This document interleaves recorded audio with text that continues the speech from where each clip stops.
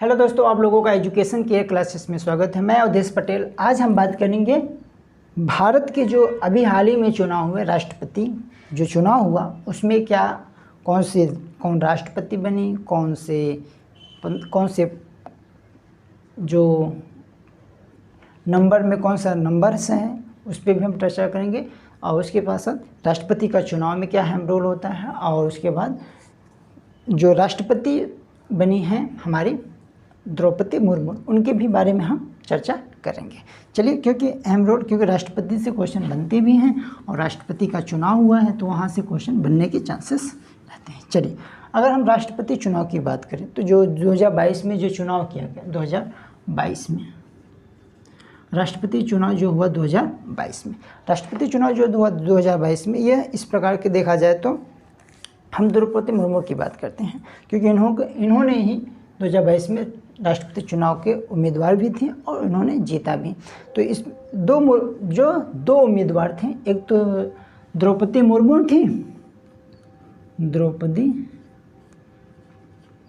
थी, और ये एनडीए की सरकार से थी। कौन सी? एनडीए, जो कि बीजेपी की है। ठीक है, कांग्रेस या कह सकते हैं विपक्ष के सारे ग्रुप्स की जो यशवंत सिन्हा थे। कौन थे? यशवंत सिन्हा। जो विपक्ष में थे यशवंत सिन्हा थे। कौन थे? यशवंत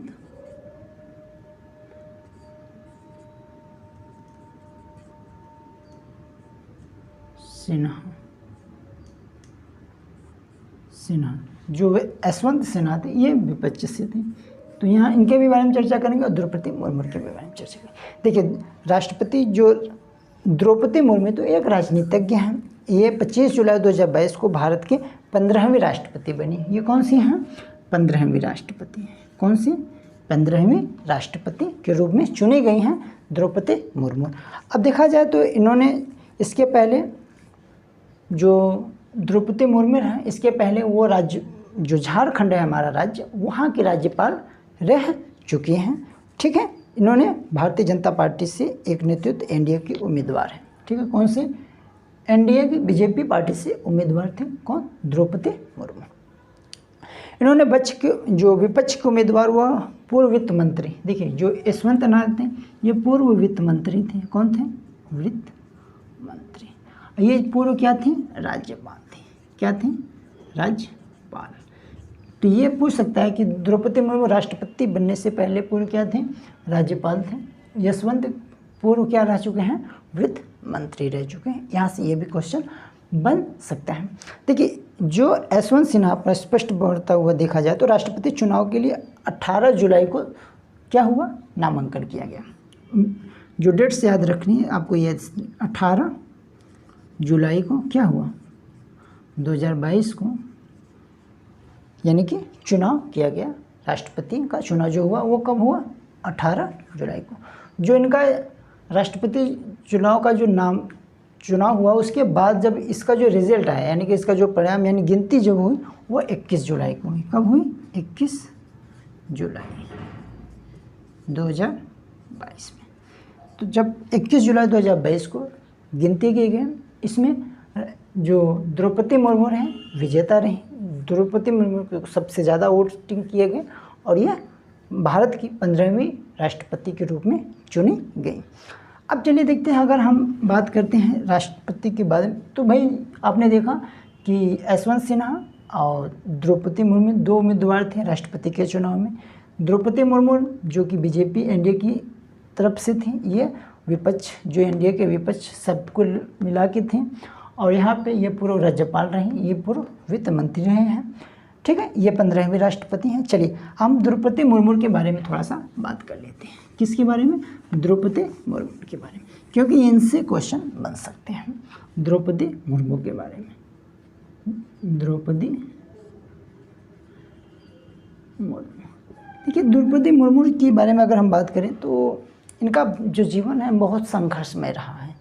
इनके जीवन में बहुत संघर्ष, और ये राज्यपाल से पहले टीचर्स भी रह चुकी हैं, अध्यापिका भी रह चुकी हैं। तो इनका देखा जाए जीवन जो बहुत था वो कैसा था? बहुत ही कष्टदायी था और बहुत ही संघर्षपूर्ण रहा है। देखो, द्रौपदी मुर्मू का जो जन्म होता है वो 20 जून को होता है। 20 जून, कब? 20 जून आपका 1958। यानी कि देखा जाए तो जब हमारा देश आज़ाद हुआ, स्वतंत्र हुआ, उसके बाद इनका जन्म हुआ है। और ये लगता है कि जो द्रौपदी मुर्मू राष्ट्रपति की उम्मीदवार हैं वह भारत में यानी कि आज़ाद भारत में जन्मी हुई पहली राष्ट्रपति के रूप में जानी जाएंगे। और ये एक अहम पॉइंटर हो सकता है। देखिए, इनका जो जन्म हुआ वह 20 जून 1958 को उड़ीसा, जो हमारा राज्य है उड़ीसा राज्य की एक गांव है। अब क्योंकि अब यहाँ ये गांव बहुत अहम है क्योंकि इनका जन्म से जुड़ा हुआ है, तो ये एक गांव है जो कि बैदापोसी, कौन सा? बैदापोसी एक गांव है, वहाँ पे इनका जन्म होता है। और ये संथाल समुदाय की ताल्लुक़ रखती हैं। देखो क्या क्या अहम रोल हो सकता है भाई। इनका जन्म कब हुआ? 20 जून 1958। किस राज्य में? उड़ीसा राज्य में। कौन सा गांव था? वो था आपका बैदापोसी। कौन सा? बैदापोसी जो बैदापोसी, ये बैदापोसी इनका क्या था? गांव था। ठीक है, ये अहम स्थान रखता है ये गांव। क्यों? क्योंकि इसमें हमारी जो द्रौपदी मुर्मू है वहाँ की इनकी जन्मस्थली है, तो इसलिए गांव बहुत ही अहम इम्पोर्टेंट रखता है। देखिए, ये जो ताल्लुक़ रखती थी वो कौन सी समुदाय की थी? संथाल समुदाय। तो ये जो संथाल समुदाय नहीं होता, संथाल समुदाय, तो ये किस समुदाय से जुड़ी हुई थी या किस समुदाय से संबंध रखती हैं? तो संथाल समुदाय की ये संबंध रखती हैं या ताल्लुक़ रखती हैं। इन्होंने एक बैंकर श्यामचरण मुर्मू जो थे, श्यामचरण मुर्मू से शादी की, जिनका वर्ष 2014 में निधन हो गया। देखिए, जब इनकी जो शादी हुई वो किससे हुई? श्यामचरण मुर्मू से। कब? ये नहीं पता है, लेकिन इनका जो निधन हुआ वो हो गया आपका 2014 में। श्यामचरण का जो हुआ निधन हो गया, जिसकी वजह से अब ये अकेले ही संघर्ष के अपने ज़िंदगी के संघर्ष में आगे बढ़ते रहे। अगर देखा जाए राजनीतिक आने से पहले, देखी जाए तो कि जो राजनीतिक हैं उसके आने से पहले, राजनीति में आने से पहले क्या था, इनका जो जीवन था किस प्रकार से अहम रोल रखता है। तो राष्ट्रपति के आने से, यानी कि जब ये राजनीतिक में नहीं आए थे तो इनसे पहले ये क्या थी? टीचर्स थी। कौन थी? क्या थी? अध्यापिका थी, यानी कि अध्यापिका। ठीक है, क्या थी? टीचर रही हैं। ठीक है, यानी कि जब इनका राजनीतिक जीवन नहीं था उसके पहले ये क्या थी? एक टीचर के रूप में अपने कार्य कर रही थी। सिंचाई और बिजली विभाग में यह घनिष्ठ सहायक भी रही हैं। ये सिंचाई विभाग और जो बिजली विभाग है वहाँ पर यह एक सहायक के रूप में भी कार्य किया है इन्होंने। वर्ष 1997 में, कब? वर्ष 1997 में ये बीजेपी से जुड़ी। ठीक है, वर्ष 1997 में यह बीजेपी से जुड़ी और बीजेपी में शामिल हुई। और रायरंगपुर है वहाँ से इनको पार्षद चुना गया। क्या चुना गया? पार्षद चुना गया। यह 2 बार उड़ीसा के विधानसभा में विधायक भी रह चुकी हैं। यानी कि जब पार्षद भी थी, पार्षद भी बन चुकी हैं, विधायक भी बन चुकी हैं। ठीक है, क्या है? पार्षद भी रह चुकी हैं, विधायक भी रह चुकी हैं 2 बार तक। यहाँ से देखा जाए तो बीजेपी जो हमारी बीजेपी अनुसूचित जनजाति मोर्चा के राष्ट्रीय उपाध्यक्ष के रूप में भी इन्होंने कार्य किया है। जो राष्ट्रपति जो हैं, राष्ट्रपति के रूप में, यानी कि जब इन्होंने अध्यक्षता भी, जो हमारी जनजाति है यानी कि कौन सी अनुसूचित जनजाति हैं उसके अध्यक्ष उपाध्यक्ष भी रह चुकी हैं।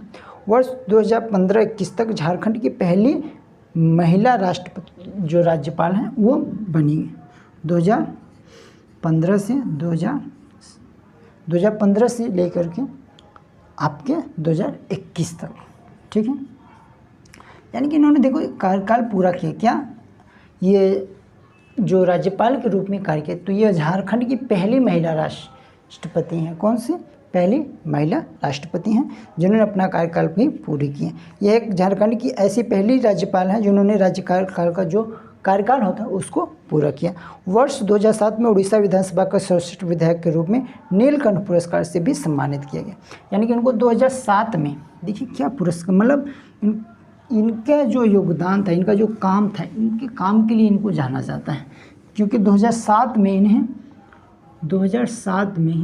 इन्हें क्या किया गया कि नीलकंठ जो पुरस्कार होता है उसके रूप में इनको पुरस्कृत किया गया 2007 में, नीलकंठ पुरस्कार। इन्होंने उड़ीसा सरकार में परिवहन, वाणिज्य, मत्स्य, जो मछली पालन होता है वो, पशुपालन जैसे मंत्रालय होते हैं उसके कार्य को भी इन्होंने संभाला है बहुत ही बेहतरीन तरीके से।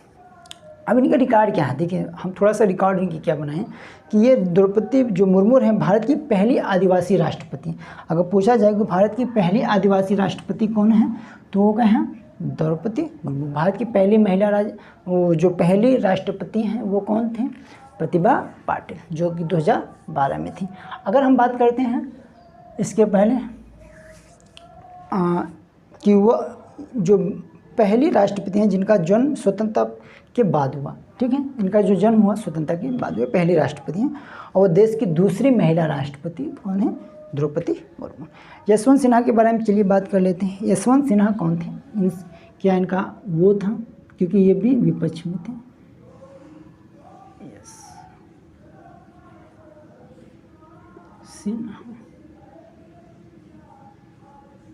ठीक है, यशवंत सिन्हा ये पूर्व क्या है, वित्त मंत्री रह चुके हैं यशवंत सिन्हा। तो यशवंत सिन्हा जो 1990 से 1991 तक और फिर 1998 से 2002 तक ये 2 बार क्या रह चुके हैं, वित्त मंत्री रह चुके हैं। वर्ष 2002 से 2004 तक ये विदेश मंत्री के रूप में भी कार्य किया। 2002 से 2004 तक इन्होंने विदेश मंत्री के रूप में भी कार्यभार संभाला है, ठीक है। मार्च 2021 में वो अखिल भारतीय तृणमूल कांग्रेस में शामिल हो गए थे। हालांकि जून 2022 में इन्होंने पार्टी को छोड़ दिया, ठीक है। कैसे होता है राष्ट्रपति चुनाव, चलिए हम बात करते हैं राष्ट्रपति चुनाव की बात की कि राष्ट्रपति का चुनाव कैसे होता है। देखिए भारत में राष्ट्रपति एक इलेक्टोरल कॉलेज द्वारा चुना जाता है। राष्ट्रपति चुनाव के लिए जिम्मेदार इलेक्टोरल कॉलेज में निम्न चुने हुए सदस्य शामिल होते हैं। कौन कौन से, लोकसभा और राज्यसभा के सदस्य, राज्यों के विधानसभाओं के जो सदस्य होते हैं वो होते हैं दिल्ली, जम्मू कश्मीर और जो आपके पांडुचेरी केंद्र शासित प्रदेश हैं, यहाँ के भी जो विधानसभा के सदस्य चुने जाते हैं। वर्ष 2022 तक इलेक्टोरल कॉलेज में लगभग टोटल 776 सांसद और 4033 विधायक शामिल हैं, ठीक है। अगर देखा जाए तो भारत के राष्ट्रपति का जो चुनाव होता है वो एकल संक्रमणीय होता है। कैसा होता है, एकल संक्रमणीय चुनाव होता है, ठीक है, और इसके माध्यम से अनुपातिक प्रतिनिधित्व के सिद्धांत पर आधारित है। चुनाव त्वरित जो अपवाह मतदान प्रणाली के तहत एक गुप्त मतपत्र यानी कि सीक्रेट बैलेट के माध्यम से आयोजित किया जाता है, यानी कि गुप्त तरीके से राष्ट्रपति का चुनाव किया जाता है। राष्ट्रपति चुनाव से संबंधित कुछ संवैधानिक प्रावधान की बात करते हैं कि भारत की जो राष्ट्रपति चुनाव में कुछ जो संवैधानिक प्रावधान है क्या है। ठीक है, आर्टिकल 54 में क्या है, राष्ट्रपति का चुनाव है। आर्टिकल 55 में क्या है, राष्ट्रपति के चुनाव की विधि है। आर्टिकल 56 में क्या है, राष्ट्रपति के कार्यकाल की कार्यविधि है। आर्टिकल 57 में क्या है, पुनर्विचार की पात्रता है। आर्टिकल 58 में राष्ट्रपति चुनाव के लिए योग्यता। अगर हम बात करें पात्रता की बात करें तो देखो, उम्मीदवार एक भारतीय नागरिक होना चाहिए। जो भी राष्ट्रपति चुनाव के लिए लड़ रहा है उसके लिए क्या होना चाहिए, एक वह क्या होना चाहिए, भारत का नागरिक होना चाहिए। उसकी जो न्यूनतम एज होनी चाहिए वो 35 वर्ष होनी चाहिए। यानी कि अगर आप 35 वर्ष से कम है तो आप राष्ट्रपति के चुनाव का जो फॉर्म है वो आप नहीं अप्लाई कर सकते हैं। यानी कि 35 वर्ष अगर आपकी एज है तो आप आराम से राष्ट्रपति का जो फॉर्म है अप्लाई कर सकते हैं। लोकसभा के सदस्य के रूप में चुने जाने के लिए जो शर्तों को पूरा करते हैं, देखिए अगर आप लोकसभा के जो सदस्य के जो योग्यता होती है, अगर वो योग्यता आप रखते हैं तो आप राष्ट्रपति के चुनाव यानी कि उम्मीदवार के रूप में योग्य माने जाते हैं। केंद्र सरकार, राज्य सरकार या किसी भी जो भी सार्वजनिक प्राधिकरण है के तहत आपका कोई भी लाभ पद नहीं होना चाहिए, यानी कि चाहे वह केंद्र सरकार की बात हो, चाहे वो राज्य सरकार की बात हो, या किसी भी सार्वजनिक जो भी प्राधिकरण है उसके तहत आपका कोई भी लाभ पद नहीं होना चाहिए अगर आप राष्ट्रपति के उम्मीदवार यानी कि चुनाव लड़ने जा रहे हैं। तो ये था आज का राष्ट्रपति चुनाव पे कुछ महत्वपूर्ण टॉपिक्स या कुछ महत्वपूर्ण पॉइंट जो हमने आपसे चर्चा की। अगर ये आपको क्लास अच्छी लगी हो तो आप लोग लाइक कीजिएगा और शेयर कीजिएगा, और हमारे नेक्स्ट वीडियो को देखने के लिए हमारे चैनल को सब्सक्राइब कीजिए। Thank you so much.